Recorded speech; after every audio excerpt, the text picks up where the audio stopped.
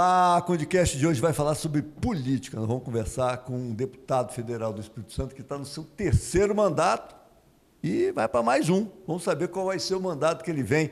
Evair de Mello está aqui, deputado federal. Obrigado pela presença. Agradeço. Vamos sentar aí. Está aí o Evair atuando na Câmara dos Deputados. Ele que é um deputado que começou muito voltado pela questão ruralista.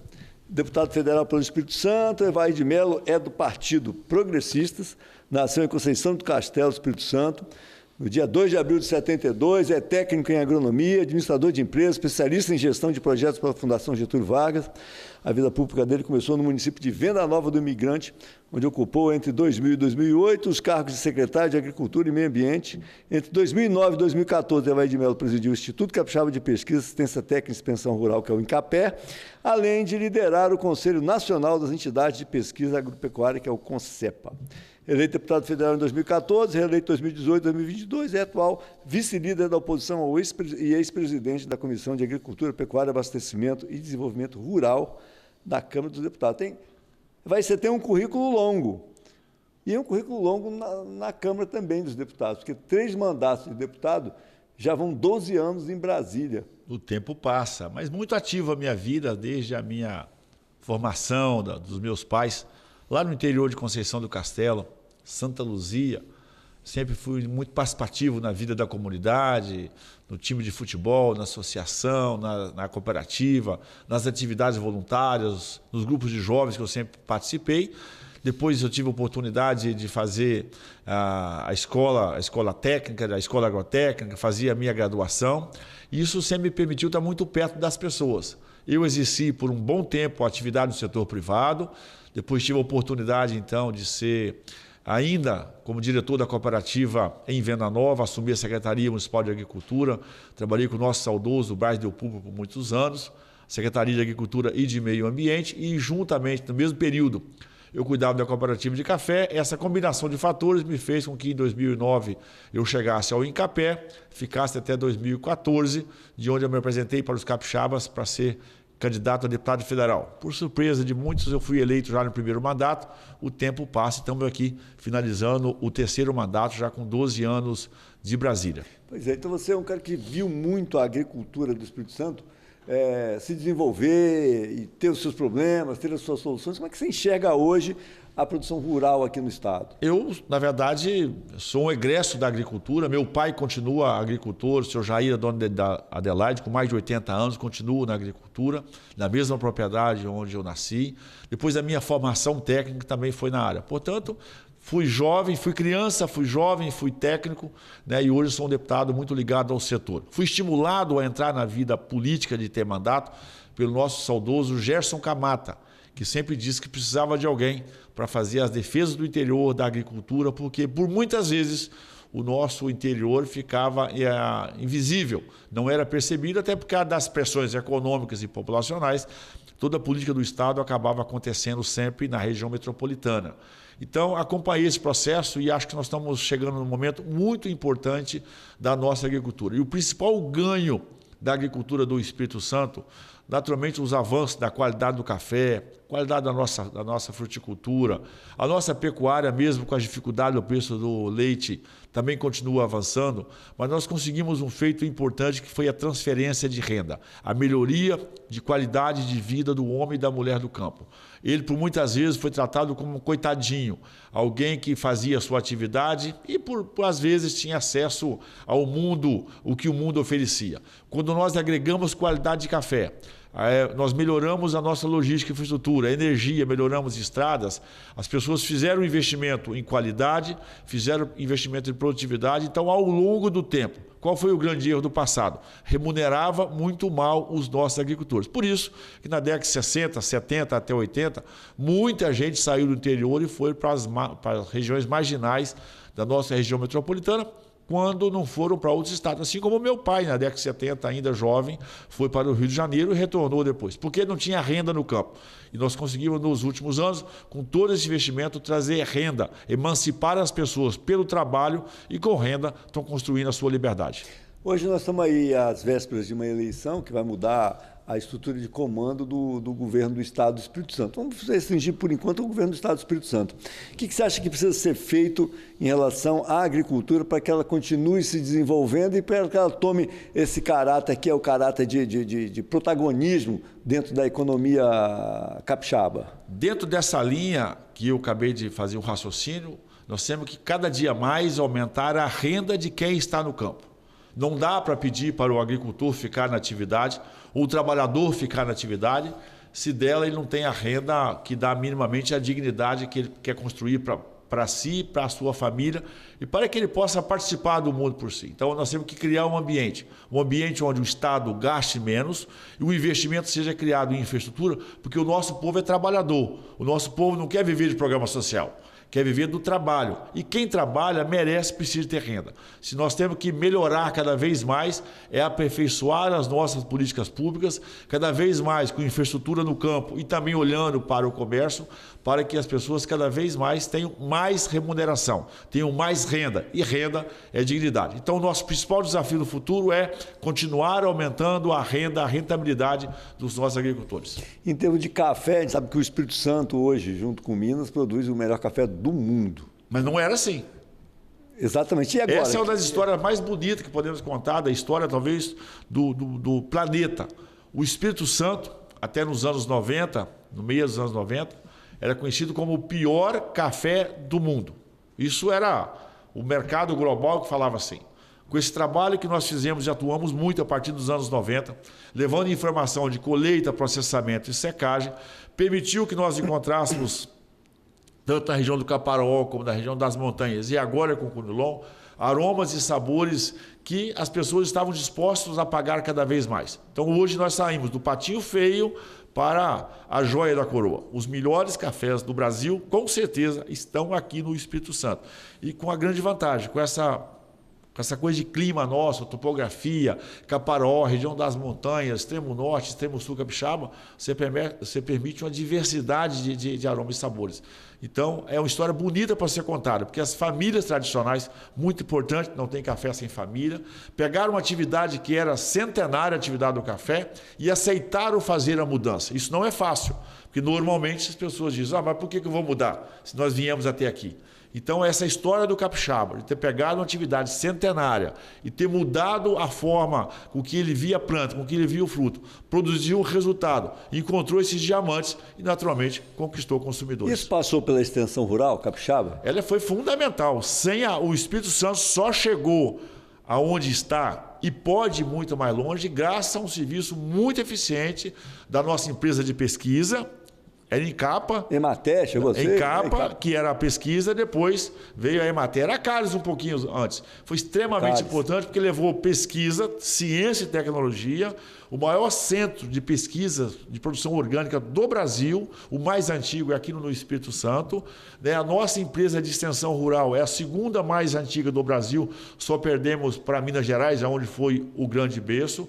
E essa fusão nos últimos anos da pesquisa com a extensão, isso aproximou o conhecimento, a tecnologia ao produtor rural. E ele, trocando de geração, hoje nós temos uma geração muito jovem no campo, porque tem tecnologia, tem máquina, tem equipamento, está chegando infraestrutura e essa informação está permitindo com que os jovens tenham renda. Por isso que hoje, nas regiões de café arábica, você percebe que os jovens estão retornando ao campo, porque hoje os pais estão permitindo, inclusive, que eles apliquem o conhecimento que eles tiveram nas escolas por onde eles passaram. Então, sem assistência técnica e sem extensão rural, hoje não é mais uma prerrogativa só do Estado, tem muita assistência técnica hoje, extensão feita pelo setor privado, feita pelas cooperativas, mas é essa soma que faz com que a informação chegue no campo, os produtores tenham essa informação, aplicam esse conhecimento e obtêm melhores resultados. Porque eu bato nessa questão do café, porque muita gente não sabe que, por exemplo, você está lá na Escócia, você vai tomar o quê? Vai tomar o uísque, que é o melhor do mundo, né? Você não vai ficar tomando um uísque mais ou menos. E aqui, hoje, nós temos os melhores cafés do mundo. E é um privilégio, porque o café é uma bebida universal, né? A primeira máquina de café expresso que veio para o Espírito Santo, pasme, 1998 para 99. algo que era quase centenário em outros continentes. Olha como que nós evoluímos muito rápido. Hoje, em cada cidade, você falava em sachê, ninguém conhecia. Você falava em modos o café nosso é só aquele tradicional, do coador, né? O de papel ou de pano, muito tradicional. E hoje mudou completamente. Você vai hoje nas pequenas e médias cidades, você tem cafeterias, uma coisa muito linda na região das montanhas, do Caparó, no norte do nosso estado. Muitas propriedades já recebem os turistas, recebem visitantes, já torram o seu próprio café. Nós já temos mais de 600 marcas de café torrado e moído na propriedade, que leva o nome da família, leva o nome do sítio, leva o nome da região. E esse café, por ter um preço médio melhor, está ajudando a aumentar a renda no campo. Então, para quem gosta de café, você está no parque de diversão certo. Você está aqui no Espírito Santo. A sua expressão, ela é a que eu uso muito. Para quem ama café, você está num parque de diversão de verdade. Você tem todos os aromas, todos os sabores, todas as combinações e sempre um povo maravilhoso para te receber. E café, assim, as pessoas o café é caro. Tudo bem, é caro. Se você for tomar café todo dia, o café é classe A. Mas até uma pessoa de baixa renda pode fazer um esforçozinho um dia e tomar um bom café, comprando aí 250 gramas, vai pagar R$38. É caro. Mas para o cara ter e tomar de vez em quando o melhor café do mundo. Por isso que eu te disse que nós precisamos de aumentar a renda dos capixabas. O capixaba precisa de ganhar mais dinheiro, ter mais dinheiro no bolso, para que ele também possa remunerar quem produz. Eu não posso querer ter alimento barato para quem consome, às custas de quem produz. Por isso, o desafio nosso é aumentar a renda dos capixabas para que ele possa remunerar bem no mercado e assim todo mundo vai ter a sua renda para construir a sua dignidade pelo trabalho. Você falou sobre a questão que muitas vezes o produtor rural está lá e recebe as pessoas, o turista, para experimentar o café. Você acha que o turismo pode colaborar com o aumento da renda na área rural, ou o turismo pode atrapalhar isso? O cara começa a fazer turismo, para de fazer produção, ou não existe o turismo rural sem a produção rural? Em hipótese alguma, principalmente no pós-pandemia, essa questão da interiorização do turismo, ela cresceu muito. E hoje as pessoas que moram nas regiões metropolitanas, não só na nossa região, mas o Espírito Santo tem o norte do Rio de Janeiro, frequenta muito o Espírito Santo, o leste de Minas Gerais frequenta muito o Espírito Santo, e as propriedades cada dia mais têm se transformado nessa relação direta, porque além de você, muito mais que tomar um café, você comer um queijo, você ter lá o socol de Venda Nova ou a carne de sol, você também tem o chamado turismo de experiência. Você gosta da família, você cria relacionamento, você cria credibilidade. Então, tudo isso se soma no fator final. Não é só um bom café. Um bom café ele é ótimo, mas se for numa melhor companhia, num bom papo agradável, e eu escuto muito, não, eu estou voltando aqui porque eu gostei da conversa, gostei de um caos, eu gostei de uma história, e com essa simplicidade que o homem, da pessoa do campo tem, também é um pouco particular do capixaba, isso conquista a cada dia mais. Então, isso é aproximar consumidor do produtor. Você tira o intermediário, você permite que o produtor tenha mais renda. Isso vai crescer cada dia mais. O outro desafio nosso, melhoria das estradas, melhorias de comunicação, melhoria de acessibilidade, melhoria de segurança. Isso é o papel que o Estado tem. Então, o Estado tem que pegar o recurso que tem, fazer esse investimento em infraestrutura para que o agricultor que esteja lá, o pequeno comerciante, ou pequena mercearias. Eu não vou fazer uma propaganda aqui, mas tem uma mercearia no interior do interior de Alfredo Chaves, que eu conheço muita gente de Guarapari, da Grande Vitória, que vai lá, né? Que vai lá pelo ambiente. Tem até um nome sugestivo, mas assim... Vai falar, pode falar, depois te manda a fatura lá. Se você vai num lugar chamado São Roque de Maravilha, né, para quem conhece Araguaia, né, o Araguaia, depois você tem Matilde, Araguaia, Marechal Floriano. Terra da Laranja, Araguaia. Matilde, já é Alfredo Chaves, você tem Carolina com a comunidade ali na região de São Bento, e você vai para São Roque de Maravilha. Tem um supermercado que ele chama de nome de Carrefour, porque você encontra tudo. É muito interessante colocar o simples, mas com um ótimo atendimento, com aquela coisa do nosso rural, que todo mundo que vai na região de São Roque, que hoje cresce muito, hospedagem, restaurantes, é uma região maravilhosa. Quem não conhece, vá visitar. São Roque de Maravilha. Passa por Matilde, Carolina, você vai chegar lá. Então, a pessoa, muito mais do que um produto, você quer as mercearias que tem no nosso interior, né? A mercearia do Genésio, ali próximo à entrada de Santa Maria, em Marechal Floriano.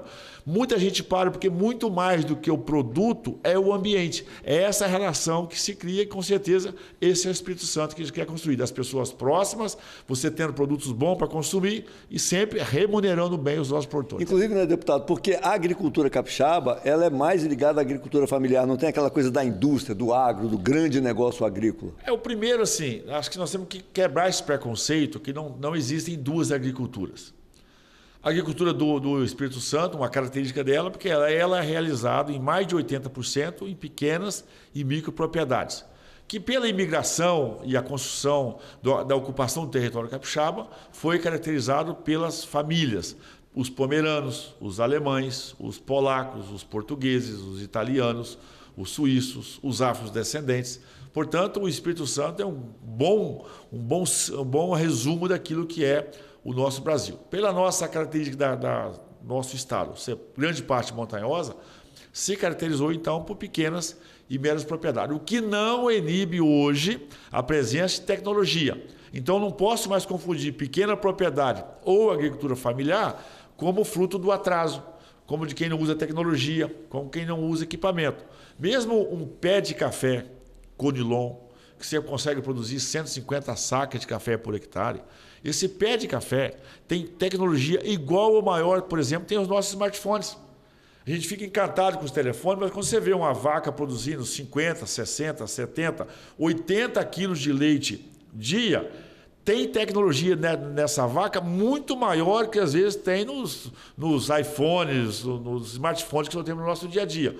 E com um grande desafio, isso a céu aberto.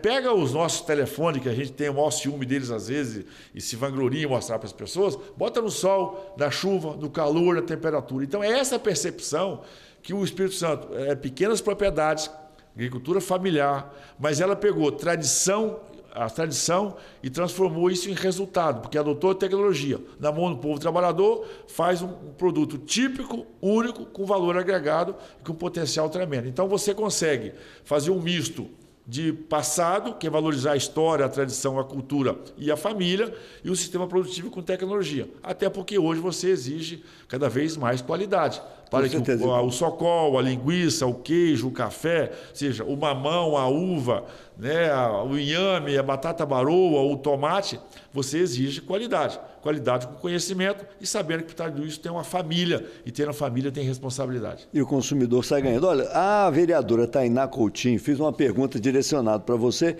Nós vamos ouvir a pergunta dela para você poder responder. Uma pergunta sobre segurança pública. Deputado Evaí, muito prazer falar com você. E a segurança pública é uma das maiores preocupações da população de Guarapari e do Espírito Santo. Então, como que o senhor avalia hoje o cenário da segurança pública no Estado e, especificamente, quais as ações concretas que o seu mandato tem desenvolvido ou articulado para fortalecer o combate à criminalidade e a ampliação da estrutura das forças de segurança nos municípios? Um beijo. Obrigado pela pergunta. E segurança pública talvez seja o grande câncer do Brasil nesse momento. E não é de solução simples, não é um ato, não é uma lei, não é uma única atividade.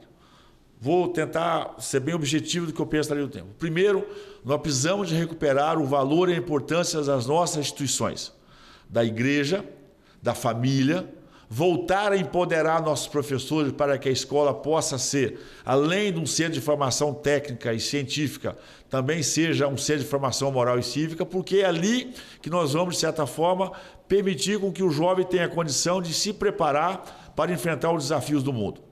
O jovem ele faz opção pela droga, primeiro momento, depois por pequenos furtos, porque ele não tem perto dele uma família sólida. E a família, às vezes, ela é desmontada por falta de uma boa renda. Volto no fator da renda, o pai ou a mãe acaba sendo desempoderado para poder fazer uma educação necessária para que o filho esteja preparado a chegar na sociedade. Então, esse primeiro ponto, a valorização dessas instituições. Não tem Estado forte, sem família forte, sem escola forte e sem, naturalmente, uma igreja muito forte. A história da humanidade, a igreja sempre teve muito presente e ela precisa de continuar sendo valorizada. Tudo isso para preparar o cidadão. O Estado precisa de criar um ambiente de rigor da lei. A lei tem que valer, tem que prevalecer e ter duras penas. Porque também não pode achar que a polícia vai resolver tudo. Mas a polícia precisa de voltar a ser empoderada. Porque quando ela fizer a abordagem de alguém que fez opção pelo crime ou que foi levado para o mundo do crime, ele esteja empoderado para exercer a lei. A lei tem que ser dura, não dá para passar a mão na cabeça de bandido. Essa história de tratar o bandido como vítima da sociedade não funcionou, porque todo dia, então, estão aumentando as tais vítimas da sociedade e a criminalidade aumenta. Também nós precisamos ter as nossas lideranças públicas, precisam de falar isso com clareza. Não é tratar mais ninguém com coitadinho. Então, polícia tem que cada vez mais ser estruturada, tem que estar empoderada. Eu não aguento mais agora, é bandido entrando com ação na justiça contra o policial. A justiça tem que ser dura. Não pode ser a polícia prende e o judiciário na custódia passa a mão na cabeça e manda o cara para casa. Ele começa a achar que o crime compensa. Então, a solução é complexa. Então, é um governo forte, é um governo firme, uma polícia empoderada. A justiça não pode ser muito lenta, ela tem que acabar com a custódia, pegou no mundo do crime, tem que facilitar. Eu me lembro de um passado, eu sou neto de delegado, as antigas, né? O meu avô ficou até os anos 80 como delegado regional. Né? O meu avô, eu lembro como criança, ele era uma presença moral, né, na sociedade, onde ele chegava, ele estava empoderado.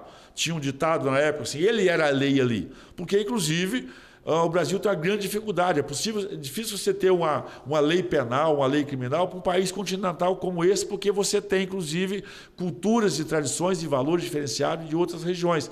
Portanto, as forças policiais precisam também estar empoderadas para, na comunidade dela, ela fazer esse enfrentamento a partir também, não só da lei, mas a partir de princípios e valores que vão ser extremamente importantes. Então, valorizar família, escola, igreja é a base. O segundo momento é uma polícia empoderada, uma justiça mais ágil, mais serena, para que o crime não possa compensar. Eu vejo o jovem entrando no carro e falando para o policial, fique tranquilo que daqui a pouco eu já estou de volta. Olha, aí é um estímulo para o mundo do crime. Portanto, força policial, empoderamento policial já na etapa final, que é onde o crime está acontecendo, e cuidar dos alicerces, família, escola e comunidade e a igreja, para que eu possa criar um ambiente para que o jovem possa construção moral e perceber que o mundo do crime não é o melhor caminho. Também cuidar da atividade econômica. Quando eu tiver uma Guarapari com a força econômica, que eu tenha emprego e uma boa renda, emprego com rentabilidade para as pessoas, com certeza, se você puder trabalhar, ter tranquilidade e ter uma boa renda, você também acaba não indo para o mundo do crime. Agora, deputado, 3 mandatos em Brasília. Como é que você está vendo a atual situação? Porque são momentos históricos completamente diferentes na política. Olha, enfim, eu acho que eu fui escolhido para viver essas emoções, digo que são 12 anos de emoções. Quando eu chego no meu primeiro mandato, já deparo com impeachment, depois cassação do Eduardo Cunha da Câmara, depois 2 processos de impeachment do Michel Temer, vem a eleição de Jair Bolsonaro, eu assumo como líder dele na Câmara dos Deputados, enfrentamos toda a pandemia, né, que foi talvez o momento mais difícil da nossa história, depois pego o 3º mandato agora, infelizmente com um governo que voltou para a cena do crime, que fleta com a corrupção, que não tem responsabilidade fiscal, e agora com esse compadrio que ele fez com o judiciário, desrespeitando as regras, não só legais, mas as regras morais. Então, são dias difíceis que nós estamos testados todos os dias, mas mesmo nesse grande terremoto que acontece, nós conseguimos avançar em coisas importantes, fazer entregas importantes que têm impacto direto e positivo na vida dos capixabas. Mas e a situação política hoje, a questão que se radicalizou entre direita e esquerda? Você, líder de Bolsonaro, evidentemente do grupo de direita. Como é que você está vendo hoje esse posicionamento? Não, ela não radicalizou. O problema é que esse debate não estava posto. Você percebe que quando o Bolsonaro lidera esse movimento, a partir de 2018, vamos dizer assim, que ele chega no governo a partir de 2019, metade dos brasileiros imediatamente já foi para a direita. Nós passamos ali... Havia esse espaço para isso? Havia esse espaço. Nós fomos, de certa forma, abafados. Né? A escola, a igreja, a própria grande mídia sempre fez um discurso sempre voltado para as pautas da esquerda. Né? Então, a gente começou, em algum momento, muita gente achou que o PSDB era direita. Depois, quando a coisa abriu, quando chega o Fernando Henrique, nós achávamos que o Fernando Henrique era ideologicamente oposição ao PT. Nós descobrimos hoje que é a mesma coisa. Tucano e PT, social-democracia e o governo sindicalista. Então, né? Isso é um debate importante e necessário, não tem mal nenhum nisso. Gerondinos e jacobinos vão votar lá na Revolução Francesa. Conservadores e liberais, a história Conservadores do e liberais, não tem mal nisso. Então, não tem radicalismo. A grande questão é que a esquerda percebeu que perdeu a força, ela está no poder há muitos anos e não conseguiu entregar o anseio da sociedade, ficou sempre com esse discurso, mas a prática ela foi totalmente diferente, ela desfigurou a estrutura da máquina pública, e é claro, a direita se aflorou, trouxe pautas muito mais resolutivas, tem soluções muito mais práticas para os problemas das pessoas no dia a dia, então não tem nada de radical. Gente, o futebol tem que ter 2 times, então qual é o problema de ter de direita e esquerda? Nenhum. Tem jogo do Corinthians e com São Paulo, as torcidas não se misturam. Pode até fazer uma resenha depois, mas que mal que tem nisso? Então, temos que tratar isso com mais naturalidade. Isso faz bem para que possamos construir. Qual é a minha lamentação? Que a esquerda voltou para o poder e, ao invés de melhorar o Estado, né, aperfeiçoar a nossa vida, não. Está piorando a nossa vida, porque voltou com práticas ultrapassadas. A irresponsabilidade fiscal do governo faz com que o dinheiro fique mais caro, ou seja, o juro aumente, a inflação aumenta e isso impacta na sua vida, que é o consumidor. Por isso, nós temos que ter governo que tenha rigor fiscal. Eu não posso ter um governo que aceita a corrupção, porque, de certa forma, ele passa uma mensagem que o crime compensa. Eu preciso ter um judiciário que seja objetivo e claro na aplicação da lei para todos. Olha agora o rei da Inglaterra, ao ser comunicado que o seu irmão tinha sido preso por ter se envolvido num crime, o rei se resumiu a única frase: siga o caminho da lei. E ponto.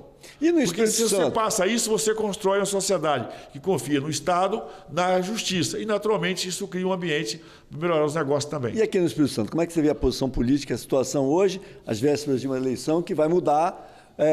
O governador, com certeza, que não pode ser mais eleito, ele pode ir a outra questão. Não tem nenhum mal nisso. Isso é um processo natural. A cada 4 anos, as pessoas se apresentam, a sociedade faz a avaliação, toma a sua decisão e a gente sempre torce para que quem assuma o governo cumpra o seu papel. No caso que eu defendo, um Estado enxuto, porque quando o Estado está com os cofres cheios, que parece bonito, significa que está o setor produtivo pagando muito imposto. Então você tira o dinheiro da empresa, tira o dinheiro do bolso das pessoas para botar no bolso do governo do Estado. Então precisamos de um Estado enxuto, que gaste menos, aquilo que se for gasto com coisas públicas seja gasto com rigor, cuide dos trabalhos essenciais e crie um ambiente de negócio para que as pessoas tenham prosperidade pelo trabalho, para que os nossos jovens, hoje que querem empreender, querem montar uma startup, querem fazer um investimento, querem ter seu pequeno negócio, e cada dia mais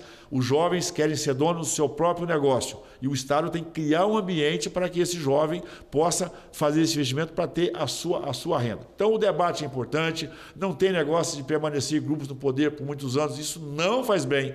Técnico de futebol se muda, jogador se muda, a seleção nossa praticamente muda a cada 4 anos, não tem mal nenhum.